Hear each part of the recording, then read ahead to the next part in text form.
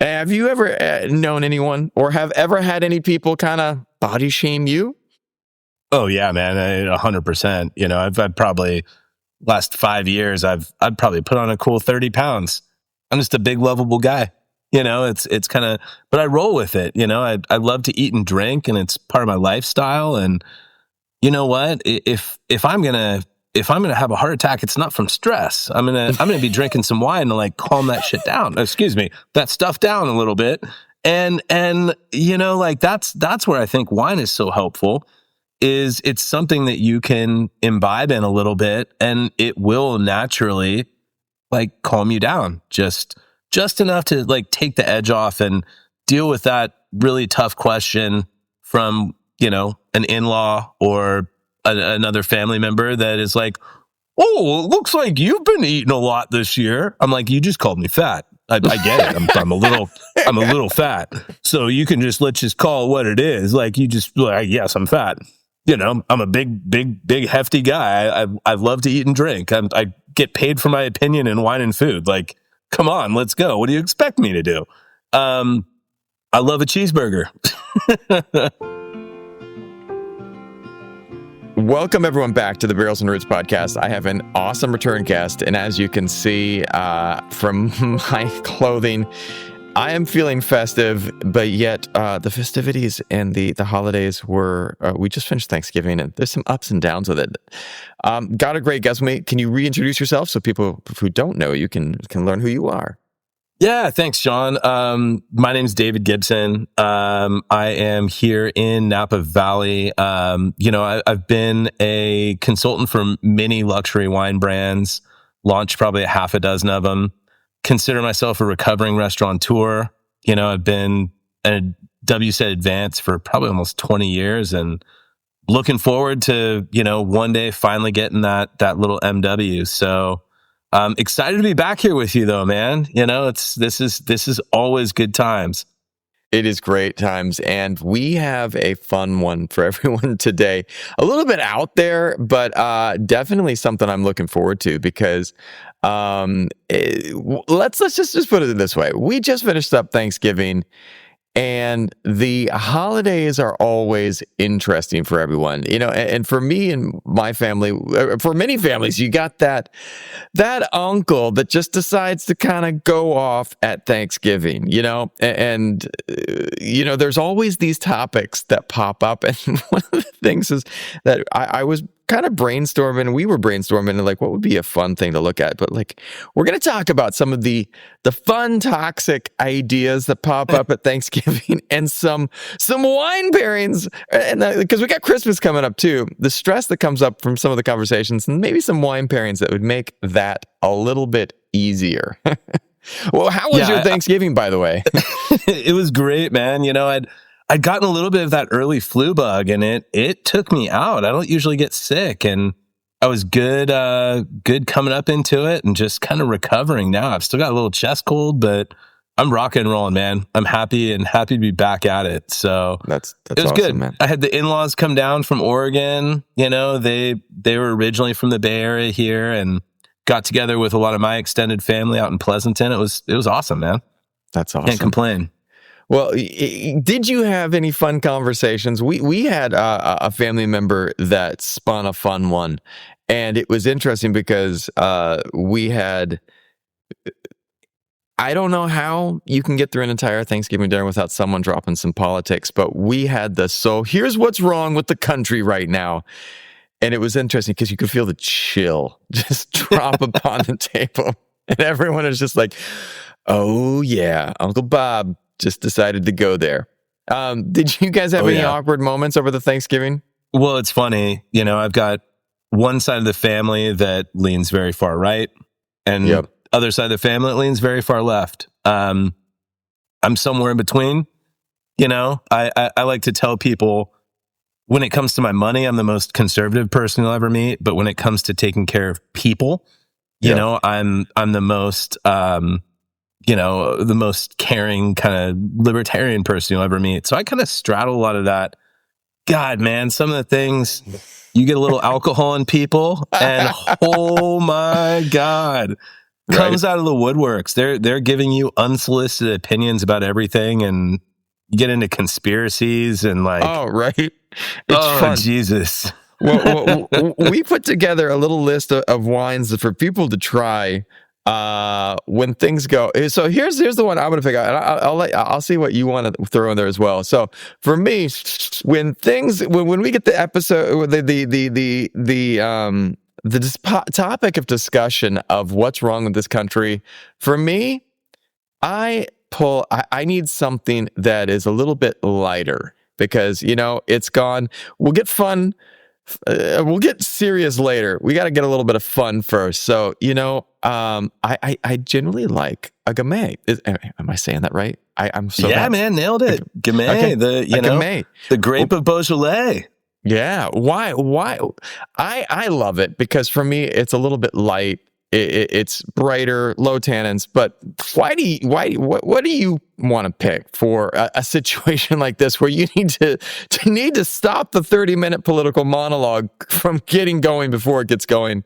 What might you pull out in that occasion? Well, for a lot of these conversations, I like to quote a favorite musician of mine, Michael Franti, who has a song that literally says, "My favorite wine is tequila."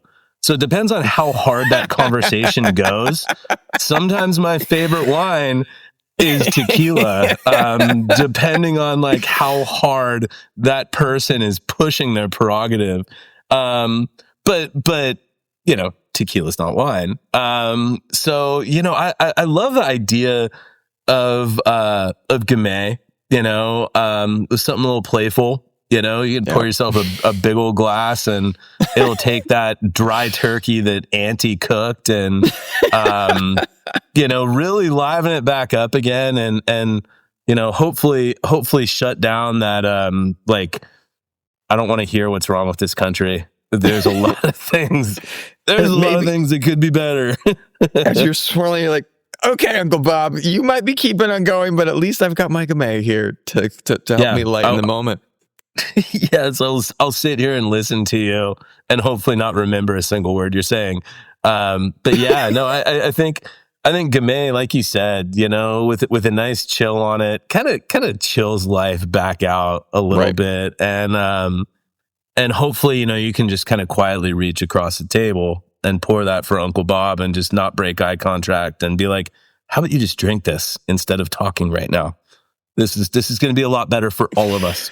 Yeah. Take a sip, Uncle Bob. You will be happy you did. Take a sip. Take a sip, but drink the whole glass, man. Right. Jeez. Could go well. Could go that Uncle Bob feels the handbrake come off and Uncle Bob goes, now let's get going. And you're like, but we'll get to that and what wine might help that after. But one of the things, like, I live in Southeast Asia, and it's funny here because they don't have Thanksgiving, but they do have a similar thing and we're coming up on the Lunar New Year, and every young man and young woman is going to be getting one question coming up in the next couple of months when they are, and it happens at Christmas. And so Uncle Bob gets going, and Uncle Bob has that glass of Gamay, and he's like, all right, he's going to let go of politics. And then Aunt Helen turns and goes, Sally, when are you getting married and having kids? And it's just like, it's this, people are just sitting there going, I just was trying to come home. And they had been debating whether they were going to come home, and it just turned sour. What wine do you think might be good to help out with the when are you getting married and having kids conversation? Man, I think I have to pivot off of your Gamay, and probably keep it like a little more light and playful, wine that can get a little serious with a serious conversation. But, I love the idea of going to something like Pinot Noir. It's something you can sit and kind of meditate over. So like stop and take a big sip before you say something to Auntie that you probably shouldn't, Well, Auntie, why are you and Uncle Bob not together anymore? Exactly. You want to get real weird? Like, let's go. Oh man. Yeah, but No, go ahead, John. No, Pinot can take the edge off, and it's still gentle and thoughtful because, like what you're saying right there, you don't want to bring out the sledgehammer yet to Auntie. No. Maybe later in the evening we'll bring out her faults, but let's get it going. Why? Yeah, what else is Yeah, I don't know, man. At that moment, I like that tequila line because it depends on how hard that conversation's going. Yeah, sometimes you're like, I'm just going to erase the full memory of this. But right? Not trying to encourage, binge drinking or anything like that. But, shoot, we're all human, man. It's like, sometimes you're like, oh, I just need to get through this dinner. Yeah, you just need to get this dinner. What are some, have you ever had any really weird topics that come up at Thanksgiving? Anything that people drop on you that you're just like, wow. Oh man, it's, not to take a political side, but when people talk about how brilliant RFK is with his medicinal knowledge, oh man, that one breaks me a little bit. That one, and I know that someone's gonna come out of left field and tell me I'm an idiot for saying that, but oh man, like if yeah, I'm just I won't dive too deep into that one, but like that's the one where I'm like, okay, yeah, RFK, here we go. Will someone pass me another bottle of wine, please? Stat, I want to stay friends with my family here. Yesterday, I had an interview, a job interview. I was hiring. I was looking for someone who can help with social media as I building out my company. And this girl came into me, and her resume was interesting because on LinkedIn, she was applying for a social media manager position, but her self-described job on LinkedIn was crypto trader. I was like, okay, here we go. This is going to be fun. And then like in the interview, I was like, oh, so your resume says you're a crypto trader. How's that going for you? She's like, I lost all my money. I was like, I'm sorry. Okay. So you're just not a good one. So yeah, you're not very good at crypto. But then 5 minutes later, I was like, okay, so why do you want to get into media and content? She's like, well, you know what? I want to get into social media so I can make videos. And I was like, oh, cool. What types of videos do you want to make? I want to tell people how to make money at crypto. And I was just like, oh man, how is that going for you again? Like, oh, I lost all my money, but yet you want to make videos about it? And she's like, yeah. And I was just sitting there, and it just made me remember all of the times that I had an uncle or an aunt, and they were or a parent, and they're like, talking about real estate and why I'm an idiot with money. And I just was sitting there going, oh man. And I felt like yesterday I needed a glass after that interview, man. Any wines any wines, it wasn't quite tequila yet. Any wines that you think could be something to lively up the situation, might help with a fun conversation about crypto, money, and all things about us being bad with money? Before I dive into that there is a vintner up here in Napa that will remain unnamed, but he made a book about how to sell real estate and never been in real estate. And it was about how you can make $1 million in real estate. Some of you that are out there know who I'm talking about, but I just thought that was just a fun little prod coming off of what you just said with our crypto girl there. I don't know, man. I would want that would put like a little bit of like a sour taste in my mouth, so I'd probably go like just laser beam high acid. I'd go like, you know what, like let's not just scorch earth, but like scorch my palate with this. I need something that's coming through sharp with like razor acidity. And I think I've joked in other podcasts about how much I love Riesling. I call it my moped that I keep in my garage that I just don't tell my friends that I love to ride, So to me, like Riesling would be that go-to where I'm like, well, I brought this sick bottle of Riesling and no one's going to drink it. So, that's it. Tell me how bad I am with money. I brought you $150 bottle of Riesling that you probably think is comparable to Blue Nun. So like, let's go. Yeah. Tell me how bad I am with money while I just drink this whole bottle here. I was at a event that I will not describe in detail. My wife had invited me to. That was that was full. The whole room was full of businessmen and politicians. And I'm sitting there. Oh, Jesus. And like, not the fun business, not the young creative entrepreneurs, but like, just like, grandpa's generation sitting there. And they came out and they had a wine sponsor. Like, it was a wine distributor here in Vietnam that was the sponsor. And I was sitting there and they poured two glasses. They were like red or white. And I was like, I'll have both right now. I'm gonna need both right now. And the red was a cab that was one of your, like, it was a cab. Like, it was a big, bold cab. And it was great.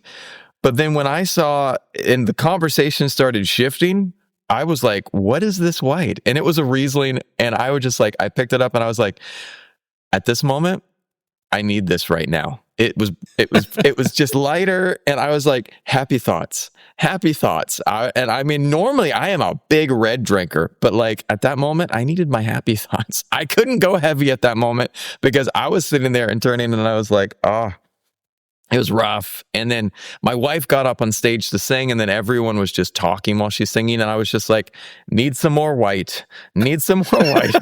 Swirl it away.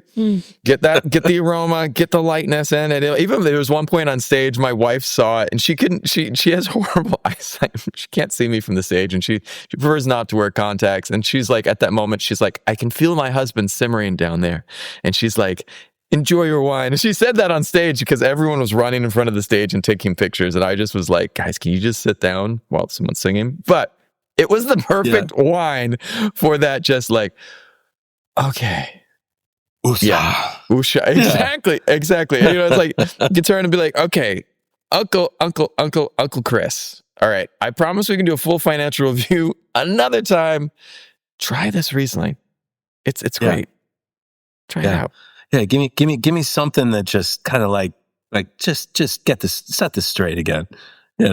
That's so funny. Have you ever had anyone offer you, what's the worst financial advice that you've gotten that you needed a glass of Riesling over?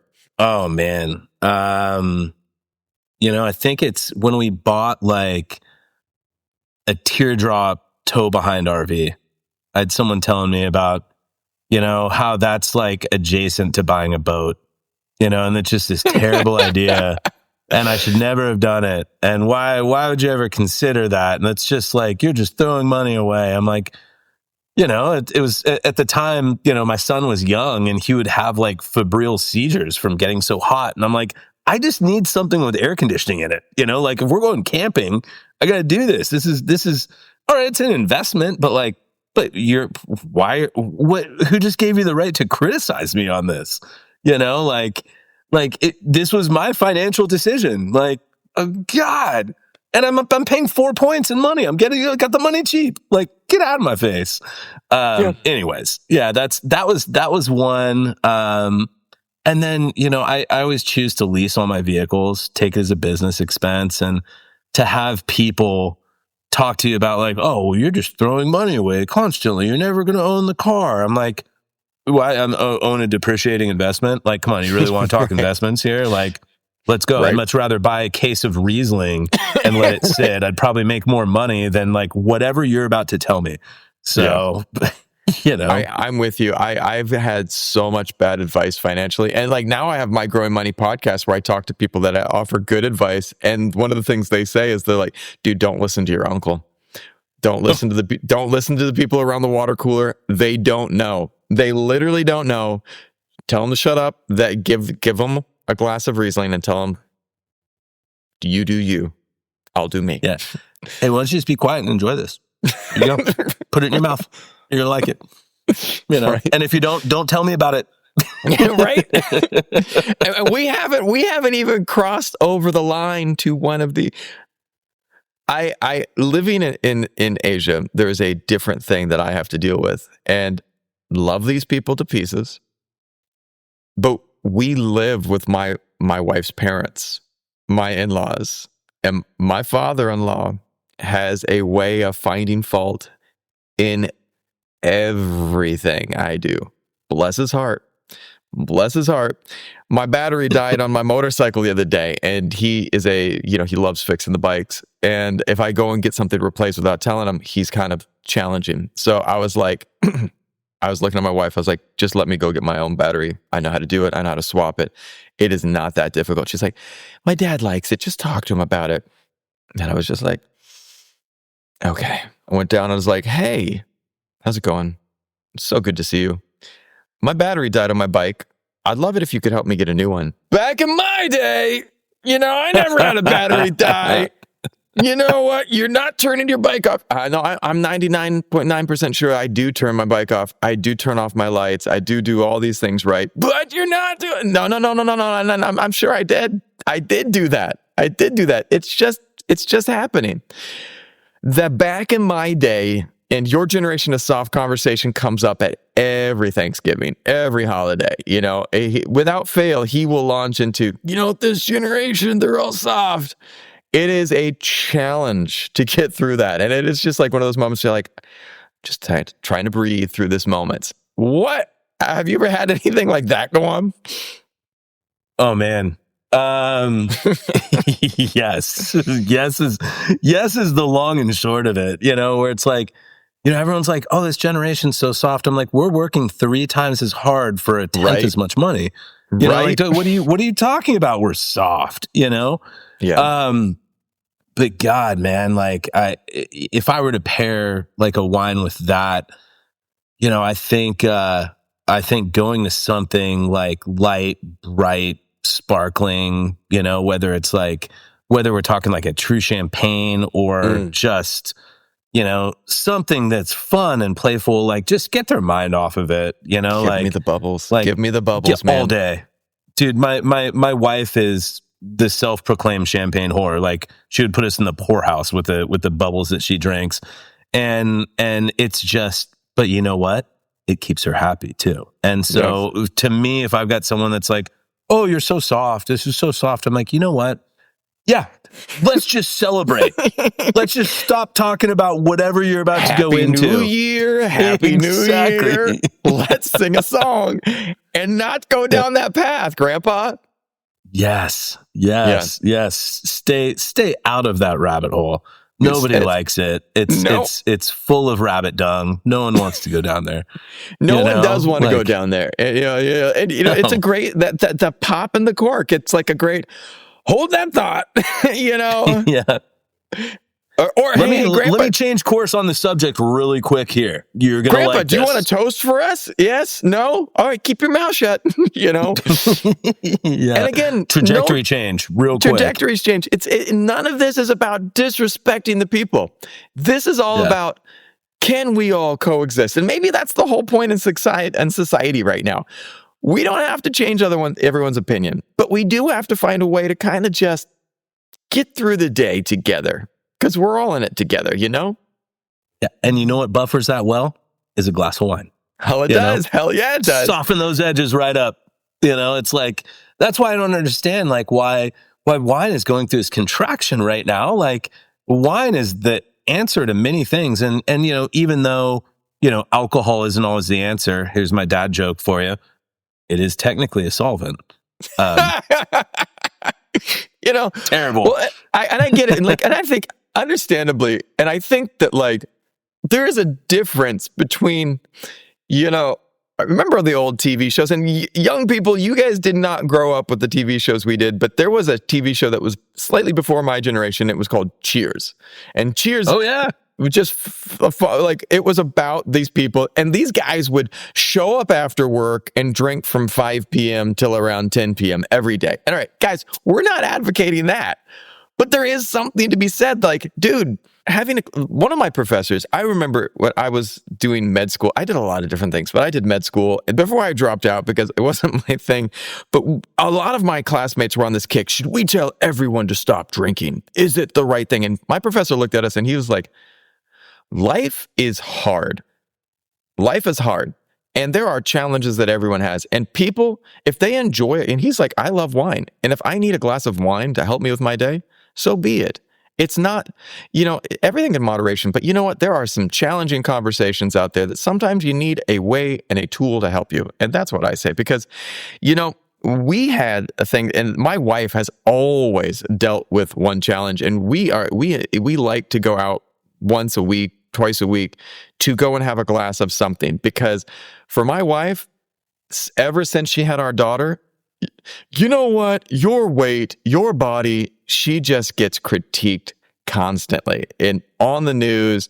And I know this is something that happens at Thanksgiving dinner and holidays. You come back, maybe you had a tough year, maybe stress was up, and you gained 5, 10 pounds, which is a totally normal thing to have happen. Maybe it's 15, 20, 100%. and that's a normal thing to have happen. But Auntie, on the other side of the table, does not think that that's normal. Have you ever known anyone, or have ever had any people kind of body shame you? Oh yeah, man, 100%. I've probably last 5 years, I've probably put on a cool 30 pounds. I'm just a big, lovable guy. It's kind of, but I roll with it. I love to eat and drink, and it's part of my lifestyle. And you know what? If I'm gonna have a heart attack, it's not from stress. I'm gonna be drinking some wine to like calm that shit down. Excuse me, that stuff down a little bit. And like that's where I think wine is so helpful. Is it's something that you can imbibe in a little bit, and it will naturally like calm you down just enough to like take the edge off and deal with that really tough question from an in-law or another family member that is like, oh, it looks like you've been eating a lot this year. I'm like, you just called me fat. I get it. I'm a little fat. So let's just call it what it is. Like yes, I'm fat. I'm a big hefty guy. I love to eat and drink. I get paid for my opinion in wine and food. Like, come on, let's go. What do you expect me to do?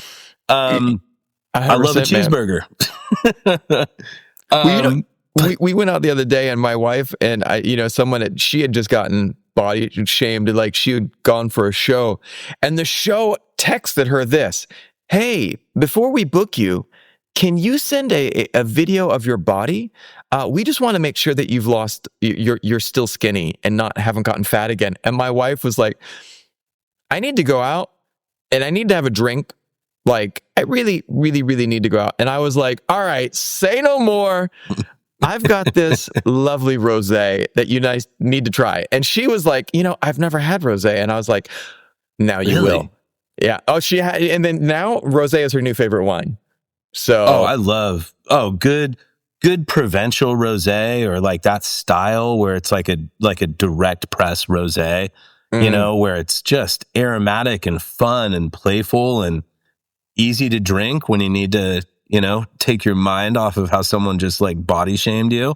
Yep. 100%. And the nice thing about rosé, okay, let's go into it. Rosé is usually bone dry if you're drinking a good one. So there's no sugar in it.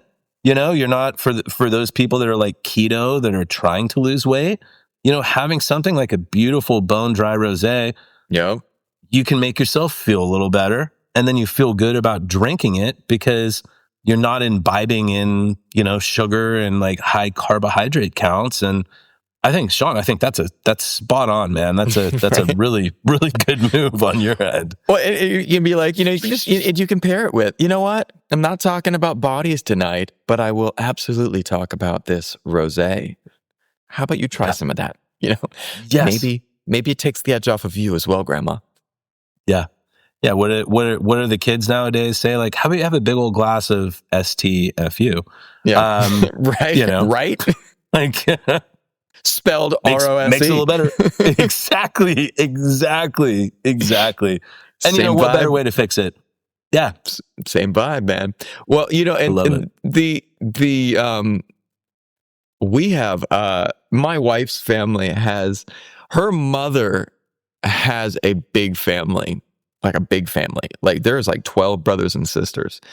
And one of the things that happened a couple years ago, I had to be 30 years ago now at this point in time, one uncle got, and again, here it goes, man. It starts the same way we were talking earlier. One uncle got all the family to invest together in an investment that was actually part of his play fund.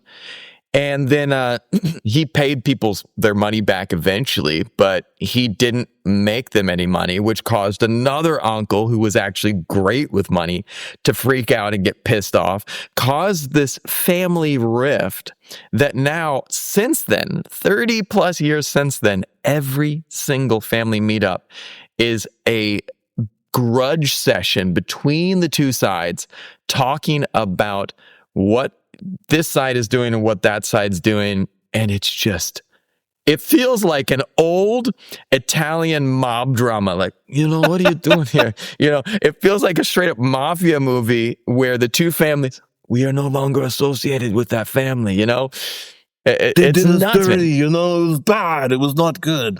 Yeah, right. And so what wine do you think could help handle some of these family grudges? Or remember when you screwed up in 2009, I earlier I was talking about how like something fun and playful, like, champagne or method traditional sparkling would just lift the mood. For this, like, I would say go that playful route, but something with just like a little sweetness. I would probably grab a bottle of some like Valdobbiadene Prosecco, like some little producer that just made something beautiful that was just smelling like white flowers and had a little like ripe pear, kind of pretty hints of residual sugar on the palate, just to like when you get a lot of bitterness in your food, you know what you do? You add sugar to get rid of the bitter. So, Right. a bottle of Prosecco here, you're talking about something fun and playful, but got a little sugar. Like, let's coat that bitterness that's like really coming across hard right now. Kind of take the mob boss out of everyone with a little bit of sugar, lighten it up, Yeah, make them a little bubbly, like I think that hands down, that would be the way. But, like I said, don't tempt me with a good time. You open any bottle of bubbles, whether it's, like domestic sparkling champagne or even really good Prosecco, it's going to change the mood. Things are going to get better. Things are going to get better. Brighten it up. Hopefully we can get Aunt Vivian to call off the hit on on Aunt Myrtle or whatever her name might be. We don't need any hits, professional hits at the table. So let's get some bubbles and see if you guys can lighten things up. I have one. It's kind of tied to earlier on in the conversation, but you had said this, and like I have family as well on both sides. I got one uncle who's constantly posting memes about, it's kind of funny that he likes memes, but internet culture wars, he's going off on the woke. Snowflake is literally one of his favorite words to post on Facebook. And I was like, isn't that like a couple years old already? Are we still using the word snowflake? And then on the other side, I've got, some family that are like, always sporting the Antifa stuff. And they're just, it's extremes on both sides. And like the culture wars. And I don't know. And I just choose to kind of like step back from both of them. But here's where I go to and I know my go-to wine is a true mild wine. It is medium bodied. It's a juicy red. And it allows me to sit in the middle. I don't need anything harsh. I don't need a big, bold cab at that moment. I don't need anything fruity. I just need something mellow. And this is where I always go to a Merlot, because I just need to sit there. I just need to sit there in the middle and be like, you know what? I don't need any extremes. I need to be in the middle right now, because this is where most people are at. And I'm going to have a wine that sits right there in that middle line as well. Yeah. Velvety, smooth, easy, approachable. None of this like extraneous madness coming from either camp. Right. Just something where you're like, I'm gonna sit here. I'm gonna smooth it on out. Maybe get some dark fruits, maybe be a little chocolatey, soft tannins. Like yes, I think Merlot 100%. I could even go into something like even more of like a decadent Grenache too. Ooh. Just to riff a little bit. But I think Merlot's pretty spot on to like I'm going to be even keel. You know, if Cab is king, this is its queen. I'm just going to embrace this queen and just sit right here between you guys. And one camp might actually judge you for saying you're going to embrace the queen too. So who knows? You know, who knows? Right. Did I have to run with that one? I think I just did. But, you know, I like it. Oh my God. Yeah. Yeah. I love that. And I think that that's spot on because, you know, you can't stop them. I've gotten to the point where I realize that I'm not changing either of those people, but I can sit in the middle and just say, guys, how about we all have a glass of Merlot and you guys can still keep doing what you're doing. You can go out and you can do your TikToks. You can do whatever you do. And I'm just going to enjoy flame people Merlot. out on social media all day. You know, whatever's making you happy. Whatever makes you happy. You can do your Facebook post, Grandpa. You can do your TikTok reels. I don't know how to pronounce your name because it's a symbol, but it's okay. Yes. You know, that's awesome.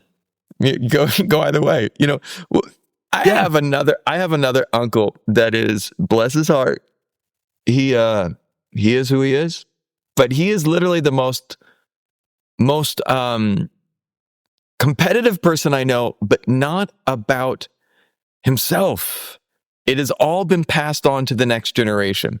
And he's constantly comparing every kid in the family. And we're cool with each other. Like all the cousins are cool with each other. But Uncle Tim is like, well, you know what my son did this year? He just landed 5 different new clients. And how many new clients did you get this year? And I'm just like, I had 2. And you're like, oh, that's not 5. And it's just like, And Tim's and like his son is over there going, dude, this is not me. I don't give a shit, you know. But this is not me. What wine do you think you would go to handle the judgment at that moment? Oh man, you know, like I'd have to say I'd have to go a little lighter and brighter. You know, I'd probably go in the camp of white wines. Something with a little age, you know. I think doing something like a pretty Grand Cru Le Montrachet style of Chardonnay, something that has like elegance and class to remind you that there's still elegance and class in the world, and not everybody is like this comparative degenerate that's sitting there like trying to put you up against your other family members. You know, just something where you're like, Let's find a little more refinement here. Let's find something little middle of the road, in the middle of the table for everybody. Right. You know, I think that could definitely be the way to go. That's where you awesome and that cousin could look at each other and be like, hey, I still love you, but this guy's a dick. You know, right. Nobody asked for that comparison, but Uncle Jeb over here just couldn't help himself, but try to compare you to someone else at the table. Yeah. You know, jeez, man. I've been there, and like, you know, that Chardonnay would definitely help. But I mean, it's not as bad as like I had. This is not a family member, but it's a friend of mine from, and there's a. It's actually an apt example because the pairing for me. It works. I had I'm a little concerned now. No. I had one friend from Australia. Cool dude. Super cool dude. Until you got him going. And like, you know, and it was okay. Like, and we were saying, you know, hey, you know, life, he goes through the day. He's the most simple, chill guy. But man, dude loves his conspiracy theories. And like you can say, he is just like, he drops these things and you'll be going through and it is like normal conversation. And then the dude is like, hey, you know what I heard today? And you're like, you know what's coming? You're like, oh, sorry. I got to rewind. Hey, you know what I heard today? And you're like, don't do it. And he's like, all right. You know what they found at Epstein Island? You're like, no, you went there. And I just picked one that he was talking to me about last week. But then, he goes on. And that's like between vaccines and mind control devices, and Elon Musk is now the head of a secret secret social order, controlling the world. And I just was like, and those are the tame ones. Those are the tame ones. Those are the tame ones. I'm not even putting on here the ones that are, but it's every week, it's a new conspiracy theory. And I just am like, at that moment, you know what? I can go funky wines, but also he's from Australia, man. So can you guess what I'm going with? I feel like I'm getting real close here. No, spit it out, man. What direction would you go with this like wild, weird, wacky individual here? I'm going for a Shiraz. There you go. Going a for little Shiraz, huh? Yeah. A little Shiraz. Well, you know, Shiraz, like it can be like an absolute, like kind of like fruit bomb too, as well, especially, not making any direct correlations that could be taken way out of context. But you know, I've got the same kind of friend, been one of my best friends since I was a little kid, and we have really great, deep conversations. And the same thing happens where he's like, well, you know what I just saw? I watched this 3-hour podcast. And I'm like, no. Exit strategy. How do I get out of this? I studied acupuncture and Chinese medicine. I stepped back from it because I just was going into massive student loan debt, and I was like, I don't need this right now. I still love what I learned, loved alternative medicine, all good stuff. And one family member, who will remain unnamed, is quite conservative, sent me a video about why acupuncture and Chinese medicine is demonic. All right. First of all, this is the video. Now, I'm going to describe the video that was sent to me. The background of the person making this video was a sheet hung on a wall that hadn't even been hung well. It was like little, it was drooping in the background. The person was from, what was it? I can't remember what country. I think he was from Africa. He spoke with it was a white guy in Africa, spoke with a very thick accent, had a friggin' eye patch like a pirate, and was talking about the dangers of demonic possession brought on from acupuncture treatments. And I was just sitting there and I was like, I kid you not. And I turned to said family member and I said, I just want to talk to you about evidence-based medicine, which is what my school functions on. And then I realized that the conversation was not worth it. And at that moment, I went to the store, got a nice bottle of Shiraz, popped it, and I poured a glass. And I said, this is what I need right now. Because you can't win those conversations. And that's what I realized. No. You can't win those conversations. My Australian friend loves a good Shiraz. I'll pour him a glass and he shuts the hell up. Well, like my buddy that I was telling you about, he's like very hippy dippy, surprisingly, and goes into these weird conspiracy theories. So for him, I'd probably have to go into like weird, wiggly, funky, like natty wine. Like something where like I'd usually, he's kind of a hipster, so it tracks a little bit. Yeah. And he'll probably see this podcast and like slap me on the back of the head. He'll be like, I know you were talking about me. Right? I know that. I know for a fact you were. But you know what? Like you put a little bit of that in his glass and you're like, you know, dude, same thing. Like just drink up. Like stop, nope, no more. Nope, yeah. Quiet. Yeah. Oh man. Too good though. But yeah, I like the Shiraz angle though, man.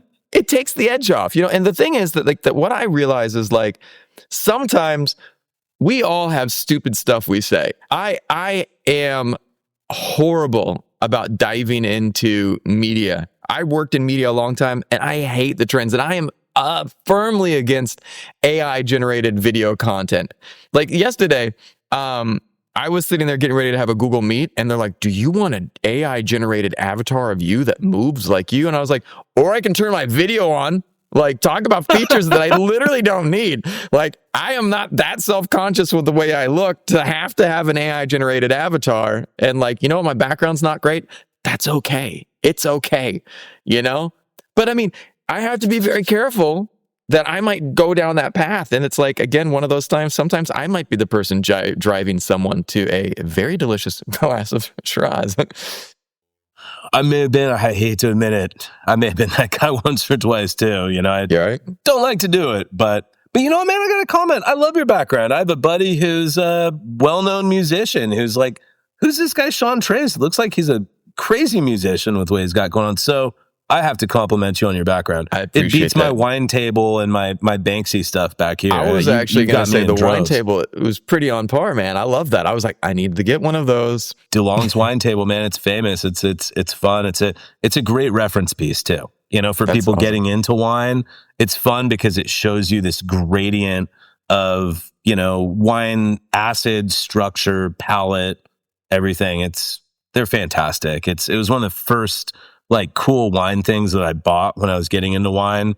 You know, my wife framed it for me because I'm a guy and I never framed it. And so like for a birthday present one year, she's like, look, I framed your favorite table here. And it's followed us ever since when we move. And so it makes awesome for a fun backdrop. Anyways though, we're getting way off track here, man. You got me thinking though, because like you talked about getting into the world of wine, and there was part of me that was like, I've been this eternal wanderer. And like, as I've been talking to people, like, dude, I would love to grow this podcast to the point where I would love someday, like someone was talking to me, and I always have these visions, like long-term visions. I'd love this to be one of the biggest wine podcasts out there. People kind of tune in, enjoy it. And I was like, dude, but you know what? I would love to go and to go to Davis and to take their winemaking classes online. And I was like, I would love to learn to become a winemaker. Maybe not a full-time gig, but when I start talking about that, and I was talking to someone, it's like, dude, I could spin this into this and have a podcast, have my own little wine label. And that person looked at me and literally said this, Sean, when are you going to get a real job? And I was just like, no. And I was like, well, dude, I do media. I know you've got your own company, but you know what? You could be doing better things. And at that moment, I was just like, dude, Captain Buzzkill right here.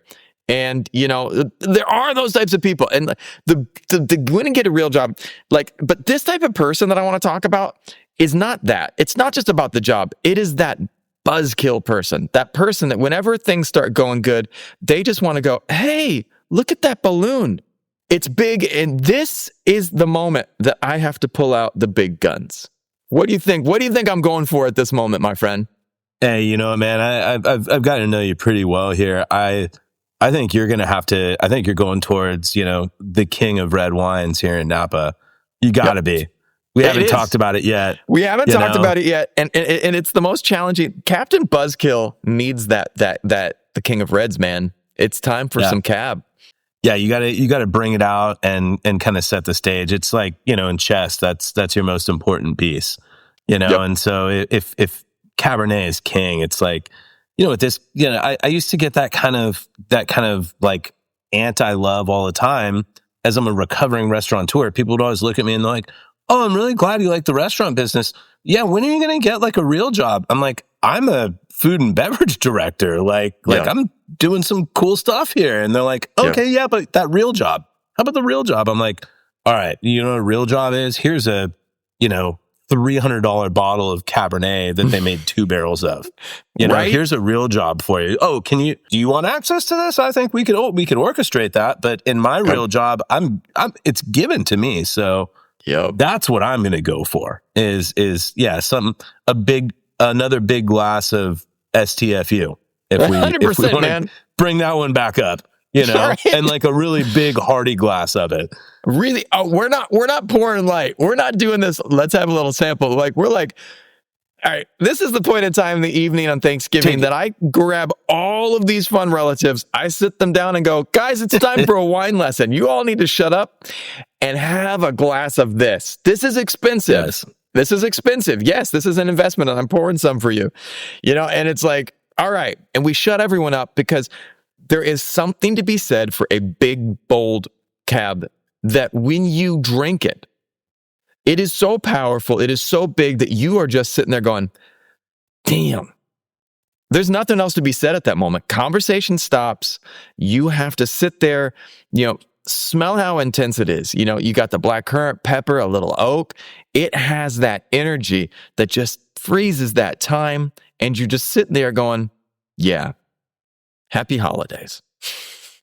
It's that aha moment where it's like everybody has that wine. There's that aha moment where it like kind of brings them back to center. And they're like, you know what? I've been saying a lot of dumb things. Maybe I just need to sit and enjoy this glass of wine and like realize that like everybody's human. You know, that everybody's got their own problems. They've got their own life. What am I doing invigorating it? Like, let's just have a glass of wine and have some food and just like really love one another. That's what the holidays are about to me. That's why we get together and break bread at tables and enjoy wine. Like I think in one of our previous podcasts, we talked about wine is social lubricant. Yes, like it is. allow it to help you open up, like allow it to help you like become closer to the people that you love, you know? And so I love that you frame this out with like some of this madness that happens around some of these family tables. I think people can really identify with because, you know, sometimes you got to just reach across the table and pour them a glass of wine and look them straight in the eye. Like you need to stop talking, like just stop and enjoy this instead. My gift to you, you know, but anyways, I'm digressing, going all over the place. No, you're not though, but that's what this is all about.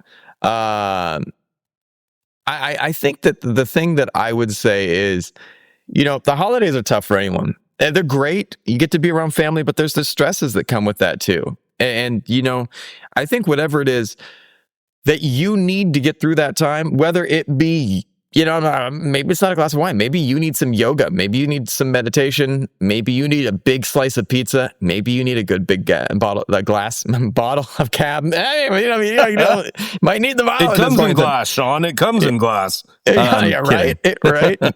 But I mean, I think that whatever it is for you, you know, you gotta find that out, you know. But let me ask you this: what 3 wines are you going to be partaking of this holiday season? Like you got three glasses to pour the next couple of weeks. What are you going for this holiday season? Well, you know, I think from some of the people that have watched some of these, I think everyone knows I've got buddies here in Napa that have walked up to me and they throw me an elbow and they're like, "So you sell Napa Cab to afford your Burgundy habit, huh?" I'm like, "Yeah, I said that." So I would have to say, like, I think to me, like Pinot Noir is like one of my favorites because it goes well with so many styles of food. You know, it runs that middle line that is, I am the middle line in a lot of my family. And so I love Pinot for that.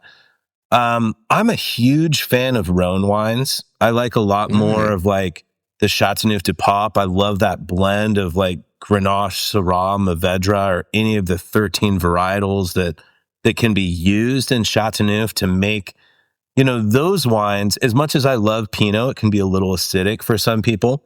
A lot of these, you know, either Chateauneuf du Pape wines or like Rhone style blends, you know, there's some great ones coming out of Paso. They're true chameleons at the table. And they can work with anything from, you know, big roast meats to, you know, vegetarian dishes. I've got some vegetarians in my family. I don't understand them because I love eating animals. But terrible jokes. But you know, I love like that Pinot kind of Rhone balance is fun. And then I always love to be that guy that, you know, as bougie as it might be, I love bringing a magnum of sparkling wine just to pour for people. It has pomp and circumstance, you know, and whether it's like a magnum of true champagne or just some fun, you know, playful, you know, carboniste, you know, type of wine, like something that has some bubbles. You know, you get that bubbly personality going as people are having hors d'oeuvres and chatting. You know, to me, those are my 3 go-tos. You pepper in a little Sauvignon Blanc or some Chardonnay on the table, and you've got it all set. Obviously, Cab. Everyone loves Cab, but I try to not say Cab. You know, Napa kid, everyone expects me to say Cab. So, right. I'm with you, though. What about you, Sean? Yeah, what would you do? Well, I'm actually, and I know this is kind of cheating, but I like I said, I love the Merlot, but I love a good Pinot. I love Pinot. And for holidays, Pinot is a go-to wine for me because I just want something mellow. I want something like if I you know, I'm running around, I've got a lot going on, and I just want something that I can sit back and not have to overthink, not have to like, sometimes I don't want to go too deep dive. I want to sit there and go, have a sip and be like, damn, that's good. And just have it be a Yes. damn, that's good moment. And that's all I'm thinking at that moment, you know? And then, so I love a good Pinot this holiday season. You know, again, also trying not to say Cab because we're both from Napa. It's like the obvious. Yes. But, you know, give me the King Cab any day of the week. But I don't know. One of my favorites is, and I just from being in Napa, and it's just something that I had, and it was a story thing. It was something that we would get, and I just got to experience around that time of year. I got used to one of the restaurants I worked at. We would have a Chateau Montelena Chardonnay, and fantastic Chardonnay, beautiful Chardonnay. And I remember this one holiday we had finished up. And a guest, it was a Christmas that I was working in the wine industry, and a guest left half a bottle of Chateau Montelena. They had a glass, and then they were like, "Here, you should take this home." And I was just like, I went home with my friends. It was Christmas. It was late, and we just sat down and enjoyed that. And it was like Christmas vibes for me. So it's a story, not necessarily a traditional like Christmas pairing, but you know, it went well and it has that memory to it for me. And then, you know, like you said, like I'm a big fan of the sparkles for celebrating, you know, especially because we're coming up on New Year. Like I love the sparkles, man, for celebration, for feeling festive. And it just, you can pull out any wine at a party and it goes great. But you pull out sparkles at a party and people are just like, yeah, dude. Yeah, it's that type of party, you know? Brings the life up. It sets the tone. You're like, we're here to celebrate. Like, I think everybody looks at bubbles as so much of a celebratory beverage. If I could drink champagne every day, I would. I think it's just a fantastic beverage. But for like the general public, you know, like when people see bubbles, it's a celebration, and it does set a tone, you know. And I'm right there with you, man. That green glass bottle of the Chateau Montelena Chardonnay, and no one sponsored us, just to say, you know, we're happy to take bottles, but I just right. Anyway, if it shows up on my doorstep, I'm not mad at it. But wink. Yeah, right. Yeah. At Chateau Montelena. No, I've had so many friends that have worked there that are just like these salt of the earth humans. They're just such great people. The wines are beautiful. I think that's a really cool like Christmas time like holiday memory for you. And I think that for anyone out there, it's whatever resonates. You know, if Grandpa Tony used to always bring, you know, a bottle of Cypress Grove because it was his favorite, you know, to have that bottle that like is deeper than just a beverage, you know, that gets people to like express more love in their life, you know, and really see beauty, you know, that's a beautiful tradition, Sean, you know, and those are the things that we need to celebrate. Yep. And like, this is something that people ask me for Christmas, like, what's the best wine for as a gift? And I said, whatever has a story for you, you know, whatever is unique and meaningful to you. And that might be that you're running at the airport and you're late and you forgot to buy something and you go, that looks beautiful. And the story is this is what I picked up on the go, man. And this is what was here. And as long as you're doing something, and again, it's like, it's the reason for the season, you know, but heading into the new year, you know, I think January, I'm going full Cab because I like my New Year's resolutions. I'm going King Cab on New Year's Day, man. That's what I'm at. There you go, man. New Year's Day is sometimes a little bit of a rough one, you know, but you know, might as well start the year off right. You know, rip open one of those bottles of Cab that you've been saving for a great moment, you know, and lean into it. You know, I think that's just as celebratory as bubbles, you know? Right. There was an interesting thing in Vietnam as they work in the Lunar New Year. They have a cool thing that I wish we did more in the West. And that's this. It's a belief that whatever you start your year with will continue all year. So they will do like, You don't do anything bad. You don't like sweep the house out on that day because it's like it's losing resources. So on that first day of the year, first couple days, you focus on the best stuff. You drink the best stuff with the hope and intention that you are bringing in the best for the best of luck. So if you start off on the first day of the year drinking a King Cab, $300 bottle of wine, that's what you're going to be drinking every day. Might be broke, but you're setting a precedent, right? You're put that energy into the universe, you know. Universe, I want that every day of the week. Yeah. No, I love that, man. I think that's pretty awesome. You know, maybe that's why I always drink champagne before 10 a.m. on New Year's Day. It's not because of the hangover. It's not. It's never because of that. It's definitely. Just, I'm trying to set a precedent. Set a precedent. Start the year right, man. Well, for all of you people tuning in, thank you for watching our holiday edition. And in the comments, let us know what you enjoy on the holidays. What is your favorite wine? And definitely tune in for more Barrels and Roots. And thank you for coming on, brother. We will be doing more of these fun conversations. And I love your shirt for the holidays, too. You said it wasn't festive enough, but, dude, that was perfect for what we're talking about today. Hey, you know, it keeps some of those relatives on their heels a little bit. You know, it's fun. I didn't even think about holiday gear. I'm like, oh, this is the shirt I'm rocking. It'll be just fine for this podcast. And I'm like, oh man, we're doing holidays. I got Halloween. I got the wrong holiday. Kidding. Of course. No, but to tie in, and there is one thing that I would love to tie in. It gets a tiny bit heavier, but it's still good. Dude, you know the topic of memento mori? The idea that all of us eventually are going to die. Like, and I mean, not to go dark here, but like, this is something that I try to remember on these holidays when I've got Uncle Bob that just starts doing Uncle Bob stuff. You know, this might be the last Christmas I see Uncle Bob. So if we can have a glass of wine and I can sit there and go, Uncle Bob, you know what? I don't care about your conspiracy theory stuff, but I appreciate you. And this giving them that glass of wine and sit there in those moments, because guys, at the end of the day, we all have a limited number of days on this planet. And if you can make those days better and a glass of wine becomes a social lubricant that helps you do it, don't judge the wine. Don't judge Uncle Bob. Simply learn to enjoy where you're at. So that's my kind of spin. So I like that shirt. It plays in well, man. Yeah, it plays in well. Yeah, and enjoy humanity. Spread the love, you know? Spread the love. Wine's a beautiful, organic, in most cases, product. And, you know, it's a living thing.